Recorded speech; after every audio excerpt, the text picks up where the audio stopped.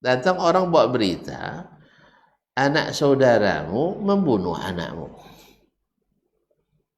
Paham tak? Sepupu membunuh sepupunya. Ini berita besar apa berita kecil ini? Berita. Subhanallah. Kalau kita ambil kampak langsung kan, mana dia? Nah. Ini anak saudaramu membunuh anakmu sendiri. Qala asa rabbah. Ini orang durhaka pada Tuhannya. Jawabnya santai aja. Ini orang berbuat maksiat. Wa fatta'adudah. Dia telah melukai sendiri tangan kanannya, ototnya sendiri. Kan ini saudara sendiri akan bela dia. Nah, wa qata'a rahimah, dan memutus silaturahimnya.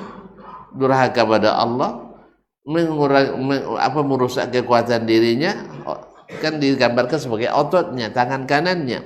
Kemudian memutus tali silaturahim. Ini besar semua. Jahizuhu, siapkan jenazahnya. Siapkan jenazahnya supaya dikuburkan. Wa mahalla hubwatahu, dia tetap duduk seperti itu. Santai. Nah, gimana? Faminhu ta'allamtul hilm, dari itulah saya belajar hilm. Contoh konkret lagi, ada seorang bapak-bapak, orang kita ikut pelatihan dari kantornya ke Yogyakarta. Sore hari dapat berita anaknya meninggal, anak bujang. Dia usahakan untuk cari tiket, tidak ada tiket pulang kecuali pagi besok. Kalau antum di posisi yang sama, bisa tidak melanjutkan ikut pelatihan lagi? Hah? Ada alasan. Awal-awal tidak semangat juga, buat tambah alasan. Tidak. Karena tidak ada tiket, kecuali tiket besok, akhirnya dia ikut lagi pelatihan sampai selesai. Kawan-kawannya bilang, Masya Allah, antum meninggal, antum begini, santainya. Iya, katanya. Saya satu yang menurut saya hidup saya tidak bermanfaat, risau. Risau itu tidak ada gunanya. Saya risau sekarang, sedih saya sekarang, tidak ikut pelatihan, satu rugi saya. Yang kedua, anak saya tak akan kembali lagi. So, nak pulang saya malam ini, nak pulang besok, atau tidak pulang sama sekali, anak saya sudah mati juga. Mantap. Jelas ya? Inilah al-hilm. Orang yang tak tahu, orang yang tak paham menganggap ini aneh gitu. Senang dia nengok anaknya meninggal kan, itu kan? Senang dia anak meninggal. Bukan. Mana ada orang senang anak meninggal? Ada orang senang anak meninggal. Cuma bedanya cara mengekspresikan sedih kita tidak sama. Ya, ada orang yang sedihnya, masya Allah, sampai lupa daratan sehingga jatuh ke lautan. Ya, lupa daratan dia. Sampai kadang-kadang malam-malam pergi ke kuburan sendirian. Ya, ngapain itu? Kalau memang nak sedih, tumpahkan di hadapan Rabbmu. Ketika sujud, sampaikan kepadanya, ya Allah, dan seterusnya. Ya, sih? Di depan orang, antum meraung-raung, tidak akan sama komentarnya. Komentar yang senang, subhanallah, sayang Ustaz itu sama anaknya. Yang tidak senang cuma jadi ustadznya. Cerita sabar-sabar, rupanya dia tidak sabar. Akhirnya itu Ustaz ngomong kosong aja tuh, katanya ngomong kosong, akhirnya jadi isu tak baik. Oleh sebab itu, makanya kaum muslimin dan muslimat dirahmati Allah, ini orang patut dicontoh. Risau itu tidak bermanfaat. Kaum muslimin, sering kita mengalami hal-hal seperti ini. Dia ditelepon oleh pejabat tinggi. Ustaz di mana? Sini. Langsung ya ke kantor. Kawan lain risau, Ustaz, gimana nanti kalau begini-begini? Syekh, jangan cari jawaban sebelum soalnya datang. Makanya orang risau ujian gara-gara itu. Soal belum datang, sudah dipikirkan jawabannya. Tentu pusing, tentu tidak mau tidur malam tuh. Saya tidak pernah mikir soal satu sebelum ujian. Makanya malam ujian tidur tenang. Dan saya tak pernah bawa masalah waktu makan. Karena bawa masalah waktu makan tidak jadi makan. Makanya makan tetap sedang. Selesai makan, selesai istirahat, baru kita mulai memikirkan kembali masalah itu. Wes, sesuai? Gini harusnya. Ini enggak. Sedang tidur, bekerja juga pikiran tuh. Sedang makan, ingat juga masalah tuh. Akhirnya makan tak sedap, tidur tak lelap. Akhirnya masalah tambah payah diselesaikan. Jelas ya? Nah, di sini saya belajar katanya. Orang bawa berita tentang kematian, santai aja dia duduk. Iya masalah. Apa masalah? Anak tuh tak akan balik lagi. Tapi orang ini sudah durhaka. Dia sebutkan orang ini sudah menghilangkan kekuatannya. Orang ini memutus silaturahimnya. Benar semuanya. Kemudian siapkan anak itu kita selenggarakan dan kita kuburkan. Habis. Coba kalau dia tidak tenang. Kalau dia tidak bertenang, tidak santun. Mana kampak tadi? Di kampaknya pula anak saudaranya itu. Tentu sampai pula berita ke saudaranya kan. Mana abang tuh? Di kampak pula abang tuh. Dengar pula sama. Ini dua kampak-kampak semua kabilah itu. Tapi dengan dia begitu, aman. Ya, terada dendam dalam keluarga. Jelas ya? Makanya kalau orang bertenang itu, kadang-kadang saya pernah mungkin ya, orang semua marah, kecuali saya sendiri. Akhirnya kena marah, kenapa tidak marah? Jadi semua sedang marah kan, saya tidak marah saya. Akhirnya saya dimarahin gara-gara tidak marah. Kenapa tuntun marah? Kan sudah banyak yang marah, yang tidak marah nggak ada. Maka saya mewakili yang tidak marah. Itu ternyata alhamdulillah yang marah itu yang salah, yang tidak marah yang betul. Jelas? Bukan tidak marah sih. Kita bukan tak kecewa, tapi kecewa itu tak merusak kita. Marah itu tidak merusak hati, itu yang penting. Mana nak marah tuh? Pulang malam, lambat istri buka pintu. Jengkel nak? Yang belum punya istri mana tahu antum? Teman. Nah, ketika tak buka pintu, lambat buka pintu, marah tak nak mati? Marah. Apalagi sesak nak ke WC pula. Lambat pula dibuka. Cuman ada orang marahnya itu merusak. Hatinya rusak, hati orang binasa. Tapi ada orang marahnya enggak. Jelas? Dia enggak rusak, orang lain juga tak sakit. Nah, ini yang dibelajar Ahnaf bin Qais ini. Maka dia terkenal salah satu pemimpin Arab yang santun. Jelas? Enggak tergesa-gesa. Baik, wa qala al-Ahnaf laqad ikhtalafna ila Qais bin Asim bil hilmi kama nakhtalifu ila al-fuqaha fil fiqh. Ahnaf bin Qais menceritakan, kami sering mendatangi Qais ibn Asim at-Tamimi untuk belajar adab, sebagaimana kami belajar kepada para fuqaha masalah fikih. Jadi memang harus juga kita sering bertemu dengan orang-orang seperti itu, supaya menular, bukan penyakitnya, menular adabnya itu.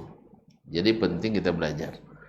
Wa asma'u rajulun Umar bin Abdul Aziz kala rahimahullah kalaman, seorang laki-laki memperdengarkan sebuah perkataan kepada Umar bin Abdul Aziz yang tidak baik, yang memprovokasi.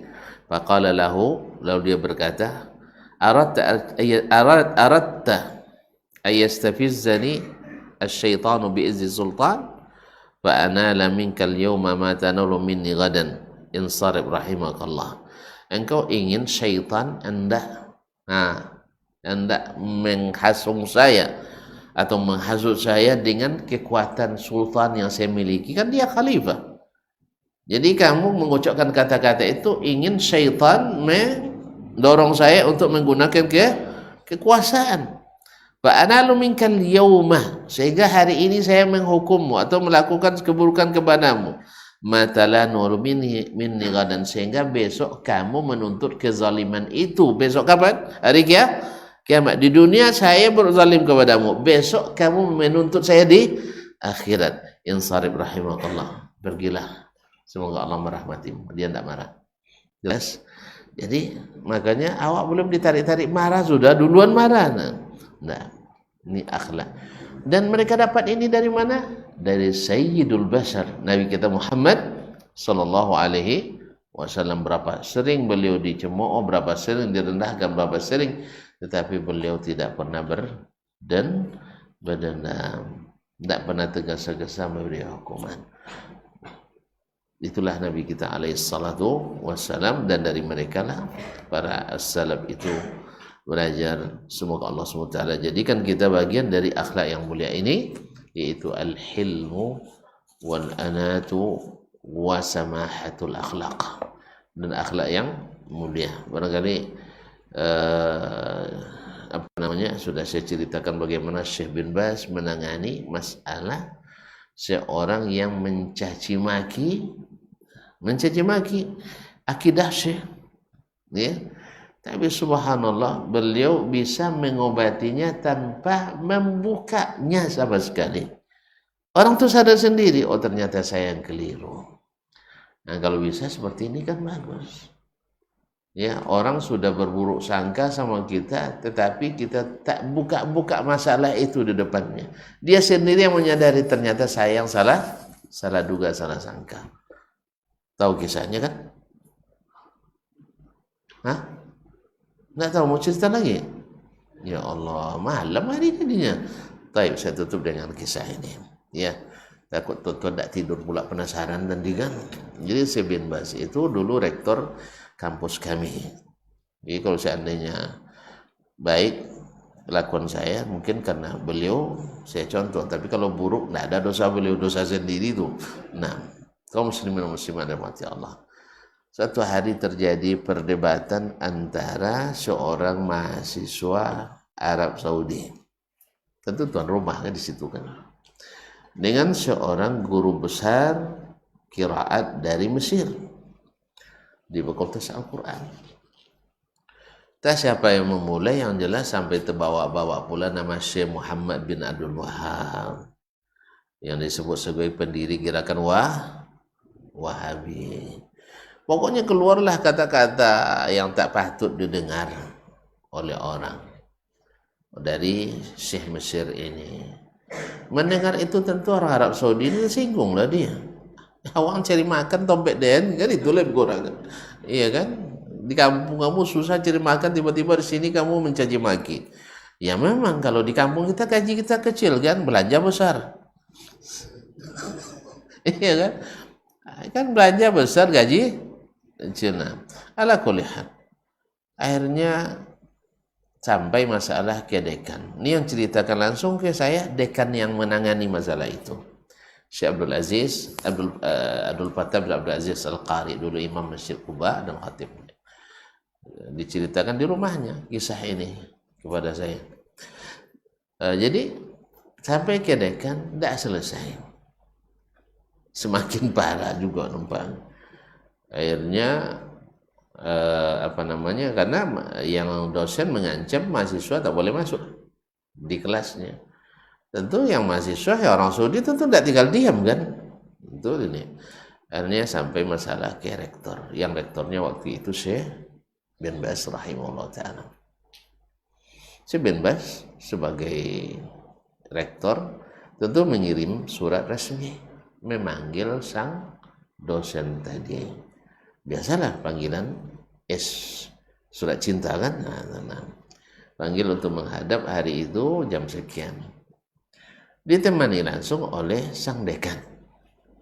Dia yang temani langsung dengan mobil dekan itu. Dapat surat cinta itu, dia sudah menafsirkan sendiri. Apa tafsirannya? Tafsiran terbaik atau terburuk? Hah? Tentu terburuk. Karena dia diisi sebelum ke sana, diisi dengan bayangan buruk tentang Wahabi. Seperti kita hari ini di sini juga. Rata-rata orang kalau belum belajar akidah yang benar, pasti takut dengar Wahabi serem. Iya, zombie. Jadi itu macam serem. Pokoknya asal tak sependapat, awas kita, mandi darah kita dibuatnya. Subhanallah, ini fitnah luar biasa. Cuman orang-orang dengan pendidikan tinggi pula yang mengatakan itu yang heran kita. Tapi begitulah kalau hawa nafsu yang berkata, lupa kita logika yang sehat. Ya, Jadi pasti bayangannya saya pasti dipulangkan. Tidak ada cerita lagi. Akhirnya dia kemaslah barangnya malam tuh. Ya, kemas barang-barangnya. Pokoknya kapan saja disuruh pergi siap. Angkat koper lebih dulu. Nah, jadi kayak orang didiskualifikasi aja. Sampai di kantor Syekh. Assalamualaikum. Waalaikumsalam. Dengar suaranya ini istimewa Syekh bin Bas ini rahimahullah. Sekali aja antum pernah bertamu ke beliau dan pernah berbicara dengannya, insya Allah kapanpun datang, tahun berapapun dia masih hafal suara antum. Iya, masih hafal suara antum. Jadi, tapi syaratnya antum pernah berkomunikasi dengannya. Nah, akhirnya dengar suara Syekh langsung dari bangkunya langsung berdiri, jemputnya langsung disonsongnya ke pintu. Padahal Syekh buta kan, tapi hatinya terang. Awak melek tapi hati kelam, itu masalahnya. Nah, jadi kaum muslimin muslimat dirahmati Allah, Syekh harusnya kan duduk di sini. Orang tuh orang pesakitan kan? Nah, Syekh pergi ke sofa duduk dekatnya. Cerita tentang dakwah, cerita tentang ilmu, cerita Al-Quran, hadis. Pokoknya itu aja cerita. Tak menyinggung sedikit pun masalah. Nah, ini patut dicontoh oleh kita ini kaum muslimin, ya, menyelesaikan masalah tanpa bikin masalah. Nah, jadi sampai 2 jam kata Syekh dekan tadi, Syekh Abdul Aziz Al-Qari mengatakan sampai 2 jam lebih cerita, tidak menyinggung sedikit pun masalah itu. Akhirnya kan orang tamu juga ramai nak murajaah ke Syekh kan. Akhirnya Syekh dekan ini bilang, Syekh, kayaknya tidak boleh kami permisi. Soalnya mungkin banyak orang di luar nak bertemu dengan Syekh kan. Oh ya tidak apa-apa kata Syekh bin Bas. Subhanallah. Diantar oleh Syekh sampai ke mobil. Orang bersalah. Dia antar ke mobil. Itu tidak bisa. Itu kan tidak bisa itu kan. Hah? Anda manyang hati nengok kan. Makanya hilangkan manyang-manyang hati itu dihilangkan. Nah, ya, dia antar sama Syekh bin Bas ke mobilnya. Padahal kalau dia tidak antar kan ada uzurnya, banyak tamu dan boleh juga buta lagi kan. Tapi tidak diantar. Menjelang masuk ke mobil, dikusuk punggung Syekh Mesir itu sama Syekh. Syekh maklum aja ya. Maklum anak muda itu kan semangatnya menggebu-gebu, banyak sabar. Banyak bersabar. Selesai. Baru tutup pintu mobil tuh, baru dia bilang sama Syekh dekan tadi, Jibril kutubul Wahabiyah aja. Bawa seluruh kita Wahabi saya baca, rupanya belum pernah dibacanya. Walaupun Syekh besar, tapi belum pernah membacanya. Akhirnya dengan izin Allah menjadi Wahabi setelah itu. Jadi Wahabi pulang Mesir, jadi dakwah Wahabi dia. Allah musta'an. Itulah akhlak yang menyelesaikan masalah. Jelas ya? Jadi tidak semua selesai dengan marah-marah. Tidak semua selesai dengan nonjok. Tidak semua selesai dengan mutasi. Kadang-kadang dengan sedikit basa-basi selesai masalah. Jelas? Nah, besok dah jadi pemimpin ya. Hati-hati tuh, jangan pakai rotan aja terus. Tapi sekali-kali pakai nasi ketan. Paham? Kalau nak paham besok jumpa Ustaz ya. Kalau sempat jadi presiden nanti jumpa kita ya. Nah, Ustaz siap jadi penasihat pribadinya. Nah, baik, terima kasih, mohon maaf. Mudah-mudahan apa yang kita dengar dapat kita ambil manfaatnya. Yang benar semata-mata taufik dari Allah. Kesalahan dan keliru pasti dari saya atau dari syaitan. Mudah-mudahan Allah mengampuni dan tuan-tuan bisa memaklumi. Wabillahi taufiq wal hidayah. Wallahu ta'ala alam. Wa sallallahu ala nabiyyina Muhammad wa sallam. Wa subhanakallahumma bihamdik. Ashhadu an la ilaha illa anta astaghfiruka wa atubu ilaik. Wassalamualaikum warahmatullahi wabarakatuh.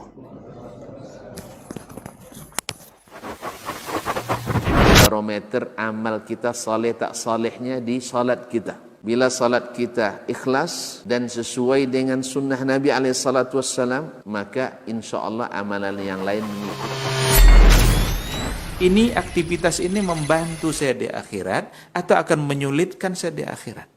Kalau seandainya perbuatan itu ternyata akan menyulitkan kita di akhirat kelak, tinggalkan perbuatan itu. Anta ni'mal jund. Kamu adalah sebaik-baik prajurit. Coba lihat. Kamu adalah sebaik-baik prajurit. Maka tujuannya adalah menghancurkan kehidupan rumah tangga.